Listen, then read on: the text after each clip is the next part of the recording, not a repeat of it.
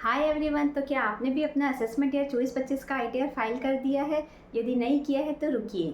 ITR file करने से पहले आपको अपना 26 सीएस, टीआईएस एंड एआईएस जो है वो ज़रूर चेक करना है। अब जो आपका एआईएस है वो आपका एक बहुत ही इंपॉर्टेंट डॉक्यूमेंट होता है जिसमें आपकी इनकम और एक्सपेंसेस से रिलेटेड काफ़ी ट्रांजेक्शंस जो हैं उनकी डिटेल जो है वो आती है। अब कई सारे टैक्स पेयर जो है वो कन्फ्यूज़ हो जाते हैं कि पर्टिकुलर इनकम और एक्सपेंसेस से रिलेटेड जो ट्रांजेक्शंस हैं उन्हें हमें अपने आईटीआर जो है उसमें कैसे शो करना है।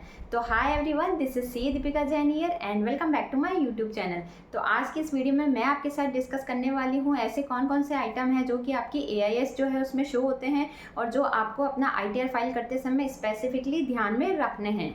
What is annual information statement? तो जो आपका एनुअल इन्फॉर्मेशन स्टेटमेंट होता है वो आपका एक डॉक्यूमेंट होता है जो किसी भी इंडिविजुअल टैक्स पेयर जो है उसको प्रोवाइड करता है फाइनेंशियल और tax related information for a particular year. अब जो एनुअल इन्फॉर्मेशन स्टेटमेंट है उसमें आपकी कौन कौन सी इन्फॉर्मेशन है जो कि इंक्लूड होती है, तो उसमें आपकी पर्सनल इन्फॉर्मेशन, आपकी इनकम से रिलेटेड इन्फॉर्मेशन, आपकी जो भी डिडक्शंस इन क्रेडिट है उससे related information, tax payment and with holdings, tax liability and refund और अदर रिलेवेंट इन्फॉर्मेशन लाइक आपका tax rate, tax credit, any significant changes अगर कोई टैक्स लॉ में हो रहे हैं जिसका इम्पैक्ट टैक्स पेयर पर पड़ेगा, तो ये सारी इन्फॉर्मेशन जो है वो आपके एआईएस में शो होती है। नेक्स्ट है CBDT brings new update in income tax AIS. तो पहले क्या होता था कि अगर आप एआईएस में अगर कोई भी इनकरेक्ट इन्फॉर्मेशन डिस्कवर करते थे और उसके लिए अगर कोई भी फीडबैक अगर आप देते थे तो उस केस में आप केवल फीडबैक ही दे सकते थे। आपको ये पता नहीं चलता था कि अथॉरिटी जो है उसके द्वारा फीडबैक जो है उसको एक्सेप्ट किया गया है या रिजेक्ट किया गया है। लेकिन रिसेंटली सीबीडीटी जो है उसने एआईएस जो है उसमें एक अपडेट किया है जिसमें अब आप अगर कोई फीडबैक देते हैं तो वो फीडबैक जो है वो एक्सेप्ट किया गया है या रिजेक्ट किया गया है वो भी आप देख सकते हैं। अब यदि आपने कोई फीडबैक जो है वो दे रखा है तो आप उसको कैसे कंफर्म कर सकते हैं, तो उसमें फर्स्ट आता है आपका कंफर्मेशन स्टेटस जो इंडिकेट करता है if feedback has shared with the reporting sources, यानी कि आपने जो फीडबैक दिया है वो रिपोर्टिंग सोर्सेज जो है उसको शेयर किया गया है। नेक्स्ट आपका डेट ऑफ फीडबैक शेयरिंग, जिस दिन आपने फीडबैक जो है वो शेयर किया है उसकी डेट। नेक्स्ट आपका डेट ऑफ सोर्स रिस्पॉन्स, यानी कि display when the reporting sources respond to the feedback, यानी कि फीडबैक जो आपने दिया है उसका जो रिस्पॉन्स दिया जाता है रिपोर्टिंग सोर्सेज के द्वारा उसकी डेट। एंड लास्ट है source response, indicate the response provided by the source based on the tax payer feedback weather a correction is needed और नॉट।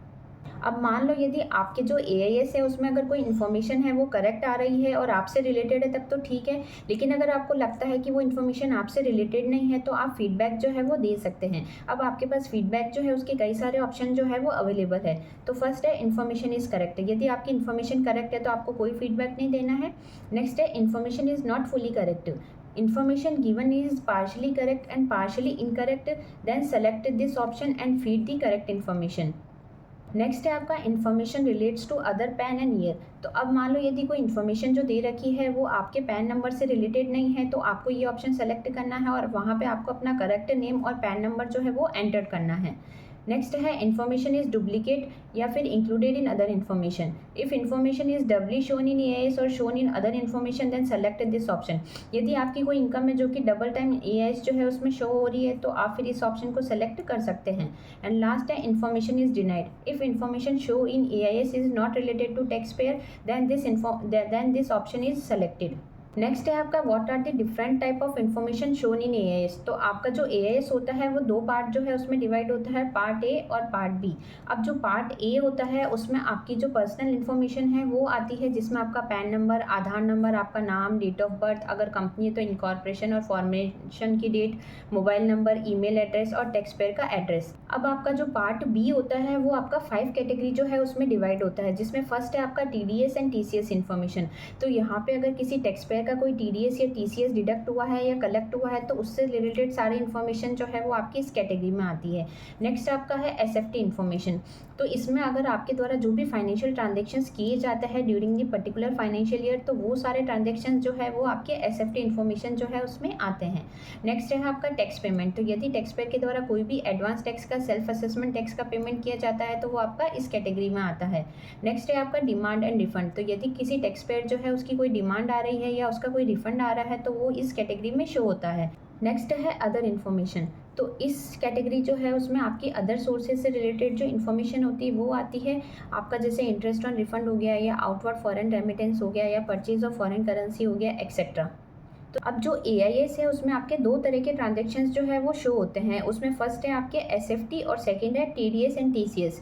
तो जो SFT वाले ट्रांजेक्शन्स होते हैं वो आपके सिग्निफिकेंट फाइनेंशियल ट्रांजेक्शन्स होते हैं, जो कि अगर आप एक स्पेसिफाइड लिमिट से ज़्यादा करते हैं तो वो आपके AIS जो है उसमें शो होते हैं। और दूसरे होते हैं TDS या TCS, यानी कि आपका किसी इनकम पर TDS या TCS डिडक्ट हुआ है तो उससे रिलेटेड जो ट्रांजेक्शन्स है वो आपके AIS में शो होते हैं। तो फर्स्ट है आपके सिग्निफिकेंट फाइनेंशियल ट्रांजेक्शन्स। तो यदि आप कोई भी बैंक ड्राफ्ट, पे ऑर्डर, बैंकर्स चेक या RBI के प्रीपेड इंस्ट्रूमेंट परचेज करते हैं और कैश में पेमेंट करते हैं और वो कैश पेमेंट 10 लाख रुपए से ज़्यादा है तो वो आपके AIS में शो होता है।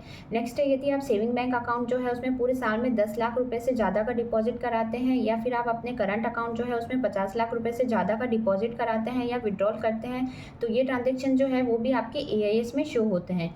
यदि आप कोई इमूवेबल प्रॉपर्टी जो है उसको सेल करते हैं और परचेज करते हैं और अगर 30 लाख रुपए से ज़्यादा की उसकी वैल्यू है तो वो भी आपकी AIS जो है उसमें शो होगी। यदि आप किसी शेयर में, म्यूचुअल फंड में, डिवेंचर में या किसी बॉन्ड जो है उसमें इन्वेस्टमेंट करते हैं और वो 10 लाख रुपए से ज़्यादा है तो वो आपके AIS में शो होते हैं। यदि आपके द्वारा कैश में क्रेडिट कार्ड के बिल का पेमेंट किया जाता है और उसकी वैल्यू अगर 1 लाख रुपए से ज़्यादा है तो वो आपके AIS में शो होते हैं। यदि आपके द्वारा किसी पर्सन से शेयर बायबैक किए जाते हैं और उसकी वैल्यू अगर 10 लाख रुपए से ज़्यादा है पूरे साल में तो वो भी आपके AIS जो है उसमें शो होते हैं। यदि आप किसी पर्सन जो है उसको गुड्स या सर्विस जो है वो सेल कर रहे हैं और उसके बदले में अगर आपको कोई कैश रिसिप्ट होती है और अगर वो 2 लाख रुपए से ज़्यादा है तो वो भी आपके AIS जो है उसमें शो होती है। साथ ही यदि आपके द्वारा क्रेडिट कार्ड जो है उसके बिल का पेमेंट किया जाता है अदर देन कैश में और उसकी वैल्यू अगर 10 लाख रुपए से ज़्यादा है तो वो भी आपके AIS जो है उसमें शो होते हैं। नेक्स्ट यदि आपके द्वारा फिक्स डिपॉजिट में या रिकरिंग डिपॉजिट जो है उसमें अगर 10 लाख रुपए से ज़्यादा का कैश डिपॉजिट किया जाता है तो वो भी ट्रांजेक्शन्स आपके AIS जो है उसमें शो होते हैं। नेक्स्ट यदि आप कोई फॉरेन करेंसी जो है वो सेल करते हैं और यदि आपको किसी पर्सन से कोई रिसिप्ट मिल रही है और वो 10 लाख रुपए से ज़्यादा की है तो उस केस में भी वो आपके AIS जो है उसमें शो होते हैं। तो ये सारे ट्रांजेक्शन्स है जो कि आप एक स्पेसिफाइड लिमिट से ज़्यादा कैश में करते हैं तो ये सारे ट्रांजेक्शन्स जो है वो आपके AIS जो है उसमें शो होते हैं। सेकंड टाइप के ट्रांजेक्शन्स जिसमें आपकी इनकम जो है उस पर TDS या TCS जो है वो डिडक्ट किया जाता है। तो उसमें फर्स्ट है सैलरी। यदि आपकी सैलरी जो है उस पर अगर कोई TDS जो है वो डिडक्ट किया गया है तो वो भी आपके AIS जो है उसमें शो होती है। अब ये सैलरी जो है वो आपकी ग्रॉस होती है जिसमें आपके सारे एग्जेम्प्टेड अलाउंस जो है वो इंक्लूड होते हैं।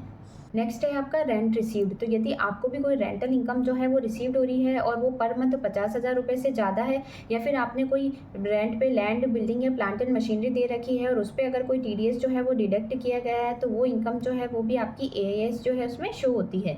नेक्स्ट है बैलेंस इन अकाउंट। तो यदि आपका सेविंग अकाउंट और फिक्स डिपॉजिट के अलावा कोई दूसरा अकाउंट है, यानी कि अगर आपका कोई रिकरिंग डिपॉजिट अकाउंट है और उसमें अगर फाइनेंशियल ईयर क्लोजिंग पर आपका बैलेंस 50,000 रुपये से ज़्यादा है तो वो भी आपकी AIS जो है उसमें रिफ्लेक्ट होगा। नेक्स्ट है डिविडेंड इनकम। तो यदि आप भी शेयर मार्केट में या म्यूचुअल फंड में इन्वेस्टमेंट करते हैं और वहाँ से कोई आपको डिविडेंड इनकम रिसीव्ड हो रही है तो वो भी आपके AIS जो है उसमें शो होती है। नेक्स्ट है interest from saving bank account. तो यदि आपको भी कोई इंटरेस्ट पेड किया जाता है, क्रेडिट किया जाता है या एक्रूड किया जाता है on saving bank account during the financial year तो वो भी आपके AIS जो है उसमें रिपोर्ट होता है। अब यहाँ पे आप 10,000 रुपये तक के सेविंग बैंक के इंटरेस्ट की डिडक्शन जो है अपने ITR पे क्लेम कर सकते हैं अंडर सेक्शन 80 TTA में। नेक्स्ट है परचेज ऑफ टाइम डिपॉजिट। तो यदि आपके द्वारा भी टाइम डिपॉजिट जो है लाइक बैंक फिक्स डिपॉजिट उसमें अगर कोई इन्वेस्टमेंट किया जाता है तो वो भी आपके ट्रांजेक्शन्स जो है वो AIS जो है उसमें रिपोर्ट होते हैं। नेक्स्ट है इंटरेस्ट फ्रॉम डिपॉजिट। तो यदि आपको भी कोई इंटरेस्ट रिसीव हो रहा है फिक्स डिपॉजिट पर और रिकरिंग डिपॉजिट पर तो वो टोटली टैक्सेबल होता है और वो आपके AIS जो है उसमें शो होता है। लेकिन अगर आप सीनियर सिटीजन या सुपर सीनियर सिटीजन है तो वहाँ पे आप इसकी 50,000 रुपये तक की डिडक्शन क्लेम कर सकते हैं अंडर सेक्शन 80 TTB में ITR में। नेक्स्ट है इंटरेस्ट फ्रॉम अदर सोर्सेज। तो यदि आपको कोई भी इंटरेस्ट इनकम रिसीव्ड होती है अदर देन सेविंग अकाउंट से, टर्म डिपॉजिट से और रिकरिंग डिपॉजिट से तो वो भी इनकम जो है वो आपके AIS जो है उसमें शो होती है। नेक्स्ट है receipt of accumulated balance of PF from employer under section 111। तो यदि किसी एम्प्लॉय जो है उसके द्वारा प्रोविडेंट फंड अकाउंट से अगर कोई भी अमाउंट जो है एक्यूमुलेटेड बैलेंस वो विड्रॉ की जाती है तो वो भी आपकी AIS जो है उसमें शो होती है। एक चीज़ यहाँ पे ध्यान रखनी है कि यदि एम्प्लॉय जो है उसके द्वारा कंटिन्यू 5 ईयर की सर्विस प्रोवाइड करने से पहले अगर ये अमाउंट विड्रॉ की जाती है और वो 50,000 रुपये से ज़्यादा है तो उस पर TDS जो है वो डिडक्ट किया जाएगा और ये पूरी अमाउंट जो है वो टैक्सेबल होगी। लेकिन यदि उसके द्वारा 5 साल की सर्विस देने के बाद अगर वो अमाउंट विड्रॉ करता है तो फिर वो टोटली एग्जेम्प्ट होगी। नेक्स्ट है receipt from life insurance policy. तो यदि आपने भी कोई लाइफ इंश्योरेंस पॉलिसी जो है वो ले रखी है तो मैच्योरिटी पर जो आपको अमाउंट मिलती है वो टोटली आपकी एग्जम्प्ट होती है अंडर सेक्शन 10 सबसेक्शन 10D में, लेकिन कुछ कंडीशन है जो कि आपको फॉलो करनी पड़ती है, और यदि आप ये कंडीशन फॉलो नहीं करते हैं तो फिर वो अमाउंट जो है वो आपकी टैक्सेबल होगी, और ये अमाउंट भी आपकी AIS जो है उसमें शो होती है। नेक्स्ट है withdrawal of deposit from national saving scheme. तो यदि आपके द्वारा नेशनल सेविंग स्कीम जो है उससे कोई अमाउंट आपको रिसीव्ड हो रही है जो कि चाहे प्री मैच्योर विड्रॉ करने पर हो या फिर at the time of maturity हो, वो आपकी AIS जो है उसमें रिफ्लेक्ट होगी। नेक्स्ट है interest from income tax refund. तो यदि आपका कोई इनकम टैक्स का रिफंड बन रहा है और उस पर अगर आपको कोई इंटरेस्ट मिला है तो वो भी आपकी AIS जो है उसमें रिफ्लेक्ट होगा। नेक्स्ट है रेंट पेमेंट। तो यदि आपके द्वारा भी ड्यूरिंग द फाइनेंशियल ईयर 50,000 रुपये पर मंथ से ज़्यादा का कोई रेंट पेमेंट किया जाता है तो उस पर आपको 5% से TDS जो है वो डिडक्ट करना जरूरी हो जाता है, और ये जो रेंट पेमेंट की अमाउंट है वो भी आपकी AIS जो है उसमें रिफ्लेक्ट होती है। नेक्स्ट है foreign travel. Purchase of overseas tour package और payment made in connection with foreign travel is reflected in AIS। Next है परचेज ऑफ इमूवेबल प्रॉपर्टी। तो यदि आपके द्वारा ड्यूरिंग द फाइनेंशियल ईयर कोई इमूवेबल प्रॉपर्टी परचेज की जाती है जैसे कि हाउस हो गया, लैंड या बिल्डिंग हो गया, तो वो भी आपकी AIS जो है उसमें रिफ्लेक्ट होती है।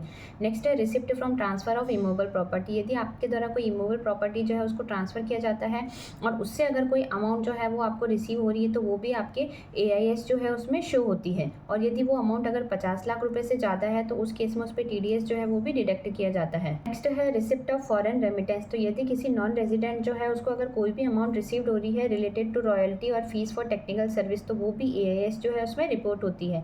नेक्स्ट है rent from plant and machinery. यदि प्लांट एंड मशीनरी जो है उसको रेंट पे देने से अगर कोई इनकम रिसीव हो रही है तो वो भी आपकी AIS जो है उसमें शो होती है। नेक्स्ट है विनिंग फ्रॉम लॉटरी और क्रॉसवर्ड पजल। तो यदि आपको भी लॉटरी से कोई इनकम जो है वो रिसीव हो रही है और उस पर अगर आपका TDS डिडक्ट हुआ है तो वो आपकी AIS जो है उसमें शो होती है। नेक्स्ट है आपका विनिंग फ्रॉम हॉर्स रेस। तो यदि आपको हॉर्स रेस से कोई इनकम जो है वो रिसीव हो रही है तो वो भी आपकी AIS जो है उसमें शो होती है। नेक्स्ट है आपका इंटरेस्ट फ्रॉम इंफ्रास्ट्रक्चर डेप्ट फंड। तो यदि आपको कोई भी इंटरेस्ट जो रिसीव हो रहा है अगर आपने इंफ्रास्ट्रक्चर डेप्ट फंड में कोई इन्वेस्टमेंट कर रखा है उससे तो वो भी आपकी AIS जो है उसमें रिफ्लेक्ट होता है। नेक्स्ट है आपका interest from specified company by non resident. तो अगर किसी नॉन रेजिडेंट जो है उसको अगर कोई इंटरेस्ट जो है वो रिसीव्ड हो रहा है किसी स्पेसिफाइड कंपनी से अंडर किसी लॉ के अकॉर्डिंग तो वो भी आपकी AIS जो है उसमें शो होता है। नेक्स्ट है interest on bond and government securities. तो अगर कोई भी इंटरेस्ट जो कि रिसीव्ड हो रहा है किसी गवर्नमेंट सिक्योरिटीज़ पर और बॉन्ड से तो वो जो है टैक्सेबल होगा इंडिविजुअल के हैंड्स में, और वो भी आपके AIS जो है उसमें रिफ्लेक्ट होता है। नेक्स्ट है income in respect of unit of non resident. तो यदि नॉन रेजिडेंट को कोई भी इंटरेस्ट इनकम जो है वो रिसीव्ड हो रही है किसी इंडियन कंपनी से जो कि स्पेसिफाइड है किसी सेक्शन के अकॉर्डिंग तो वो भी आपकी AIS जो है उसमें शो होती है। नेक्स्ट है इंश्योरेंस कमीशन। तो यदि आपको कोई इंश्योरेंस कमीशन जो है वो रिसीव होता है इंश्योरेंस पॉलिसी सेल करने पर तो वो भी आपकी AIS जो है उसमें शो होगा। नेक्स्ट है receipt of commission etcetera on sale of lottery ticket. यदि आप कोई लॉटरी टिकट सेल कर रहे हैं और उस पर अगर आपको कोई कमीशन की इनकम रिसीव हो रही है तो वो भी आपकी AIS जो है उसमें शो होगी। नेक्स्ट है सेल ऑफ लैंड और बिल्डिंग। तो यदि आपके द्वारा कोई लैंड और बिल्डिंग जो है वो सेल की जाती है और उससे अगर आपको कोई अमाउंट रिसीव्ड हो रही है तो वो भी आपकी AIS जो है उसमें शो होती है। नेक्स्ट है आपकी ऑफ मार्केट डेबिट ट्रांजेक्शन। तो यदि किसी डिपॉजिटरी के द्वारा या रजिस्ट्रार के द्वारा या ट्रांसफर एजेंट जो है उसके द्वारा कोई डिटेल सबमिट की जाती है ऑफ मार्केट ट्रांजेक्शन से रिलेटेड तो वो भी आपके AIS जो है उसमें शो होती है। नेक्स्ट आपके जो ऑफ मार्केट क्रेडिट ट्रांजेक्शन्स होते हैं वो भी आपके AIS जो है उसमें रिफ्लेक्ट होते हैं। है बिजनेस रिसिप्ट। तो यदि आपकी भी कोई बिजनेस इनकम जो है वो आपको रिसीव्ड हो रही है तो वो आपकी AIS जो है उसमें शो होती है। जैसे कि अगर आपको कोई भी रिसिप्ट होती है प्रोफेशनल और टेक्निकल सर्विस देने पर, या आपको कोई कमीशन या ब्रोकरेज की इनकम हो रही है, या आपको कोई कॉन्ट्रैक्टर्स पेमेंट रिसीव्ड हो रहा है जिस पे TDS डिडक्ट हुआ है, तो ये सारी बिजनेस रिसिप्ट जो है वो आपकी AIS जो है उसमें शो होती है। नेक्स्ट है बिजनेस एक्सपेंसेस। तो यदि आपके द्वारा अपने बिजनेस के लिए कोई एक्सपेंसेस किए जाते हैं तो वो भी आपके AIS जो है उसमें शो होते हैं। जैसे कि अगर आपने कोई प्रोफेशनल सर्विस ली है और उसका कोई पेमेंट किया है, या कोई कमीशन या ब्रोकरेज जो है उसका अगर आपने पेमेंट किया है तो ये ट्रांजेक्शन जो है आपके AIS में शो होते हैं। नेक्स्ट है आपके मिसलिनियस पेमेंट। तो मिसलिनियस पेमेंट जो है उसमें अगर आपके द्वारा कॉन्ट्रैक्टर को कोई पेमेंट किया जाता है, या आपने कोई बैंक ड्राफ्ट परचेज किया उसके लिए कोई पेमेंट किया है, या कोई लाइफ इंश्योरेंस प्रीमियम का पेमेंट किया है, या क्रेडिट कार्ड का पेमेंट किया है, तो ये सारे आपके मिसलिनियस पेमेंट जो है AIS में शो होते हैं। नेक्स्ट है परचेज ऑफ व्हीकल। तो यदि आपके द्वारा कोई व्हीकल जो है वो परचेज किया जाता है तो वो ट्रांजेक्शन जो है वो भी आपके एआईएस जो है उसमें शो होते हैं। नेक्स्ट है income distributed by business trust. तो यदि बिजनेस ट्रस्ट के द्वारा कोई इनकम डिस्ट्रीब्यूट की जाती है तो जिस पर्सन को वो इनकम रिसीव्ड होती है उसकी एआईएस जो है उसमें शो होती है। नेक्स्ट है income distributed by investment fund. यदि कोई इनकम है जो कि इन्वेस्टमेंट फंड जो है उसके द्वारा डिस्ट्रीब्यूट की जाती है तो वो रिसिपेंट की एआईएस जो है उसमें शो होगी। नेक्स्ट है income from investment in securitisation trust. अगर किसी सिक्योरिटाइजेशन ट्रस्ट जो है उसमें अगर कोई इन्वेस्टमेंट किया जाता है और उससे अगर कोई इनकम रिसीव्ड हो रही है तो वो भी रिसिपेंट जो है उसके एआईएस में शो होगी। नेक्स्ट है सेल ऑफ व्हीकल। तो यदि कोई व्हीकल सेल किया जाता है तो वो भी आपके एआईएस जो है उसमें शो होगा। नेक्स्ट है payment to non resident sportsman और sport association under section 115BA। तो यदि किसी नॉन रेजिडेंट जो है उसके द्वारा अगर इंडिया में किसी गेम में पार्टिसिपेट किया जाता है और वहाँ से अगर उसको कोई इनकम जो रिसीव हो रही है तो वो इनकम भी उसके एआईएस जो है उसमें शो होती है। नेक्स्ट है आपका जीएसटी टर्नओवर। तो आपका जो जीएसटी का टर्नओवर होता है वो भी आपके एआईएस जो है उसमें शो होता है और ये आपके अदर इन्फॉर्मेशन का जो टैग होता है उसमें शो होता है।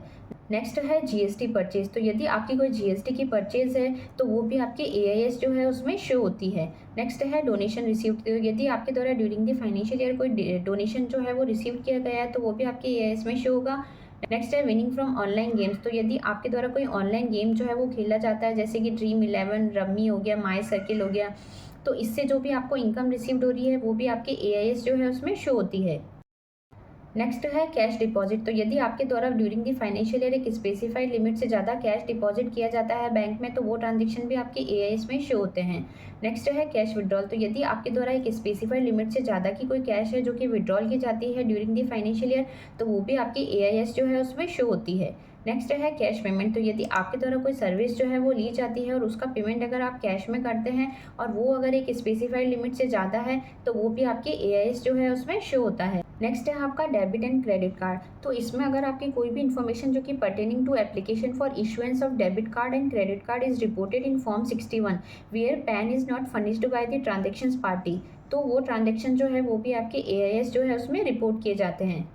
नेक्स्ट है income of specified senior citizen. तो यदि स्पेसिफाइड सीनियर सिटीजन को अगर कोई इनकम रिसीव्ड होती है तो वो भी एआईएस जो है उसमें शो होती है। नेक्स्ट है आपका income and long term capital gain from foreign currency bond and share. तो यदि आपको किसी फॉरेन करेंसी बॉन्ड और शेयर से कोई कैपिटल गेन हो रहा है या कोई इनकम रिसीव्ड हो रही है तो वो भी आपकी एआईएस जो है उसमें शो होती है। नेक्स्ट यदि आपको कोई भी इनकम जो कि रिसीव्ड हो रही है from foreign institutional investors from securities. Next अगर आपको कोई इनकम जो कि रिसीव्ड हो रही है specified fund from securities. Next है अगर कोई भी इनकम जो कि रिसीव्ड होती है on account of repurchase of units by MF and UTI. Next है अगर कोई भी इनकम रिसीव्ड हो रही है sale of securities and unit of mutual fund. Next यदि आपके द्वारा कोई फॉरेन रेमिटेंस जो है वो किया जाता है या आपके द्वारा कोई फॉरेन करेंसी जो है वो परचेज की जाती है तो उससे रिलेटेड जो पेमेंट होते हैं वो भी आपके एआईएस में शो होते हैं। नेक्स्ट है वर्चुअल डिजिटल असेट। तो यदि आपके द्वारा कोई वर्चुअल डिजिटल असेट सेल की जाती है तो उस पर 30% से टीडीएस जो है वो डिडक्ट किया जाता है। तो ये सारे ट्रांजेक्शन्स है जो कि आपके एआईएस जो है उसमें शो होते हैं। तो जब भी आप अपना आईटीआर फाइल करने बैठे तो एक बार आपका एआईएस जो है उसको आप ज़रूर चेक कर लें और उसके बाद ही आप अपना आईटीआर जो है वो फाइल करें। तो आई होप आज की जो ये वीडियो है वो आपके लिए काफ़ी यूज़फुल रही होगी। वीडियो से अगर आपको कुछ सीखने को मिला हो तो चैनल को लाइक शेयर एंड सब्सक्राइब करना ना भूलें। मिलते हैं ऐसी किसी नेक्स्ट यूज़फुल वीडियो के साथ, तब तक के लिए बाय बाय।